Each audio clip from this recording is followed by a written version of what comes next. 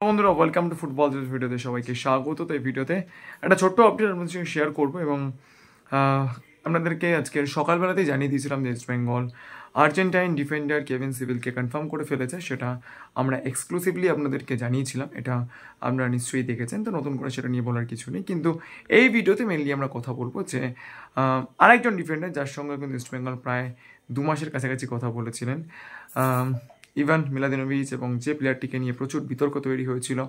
তো সেই ফুটবলারটিকে নিয়ে কিন্তু আইএসএলের বেশ কয়েকটা ক্লাব ইন্টারেস্ট দেখিয়েছে বলেই আমরা শুনতে পাচ্ছি। এবং একটা ছোট্ট আপডেট, যদিও এটা মানে বলা যায় যে কাইন্ড অফ ইনিশিয়াল এনকোয়ারি, সেটা কিন্তু মুম্বাই সিটি এফসির তরফ থেকে কিন্তু ইভানের ব্যাপারে একটা এনকোয়ারি করা হয়েছে বলে আমরা সূত্র মারফত জানতে পেরেছি। এবং সেক্ষেত্রে কিন্তু মুম্বাই সিটি এফসির তরফ থেকে তাকে একটা 2 বছরের কন্ট্রাক্ট অফার করা হয়েছিল ভার্বালি, এইরকম একটা খবর কিন্তু রয়েছে।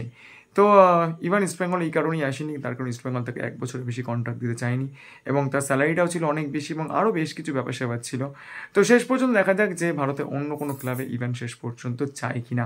তবে ইভানকে নিতে গেলে যে ক্লাবে নিক না কেন তাকে ফিনান্সিয়ালি অনেকটাই স্ট্রং হতে হবে। তো দেখা যাক কী হয়। তো এই আপডেটটাই আমাদের সঙ্গে শেয়ার করেছিল। যদি ভিডিওটা ভালো লাগে অবশ্যই চ্যানেলটাকে লাইক, শেয়ার, সাবস্ক্রাইব করতে ভুলবেন না। Thank you so much to all of you.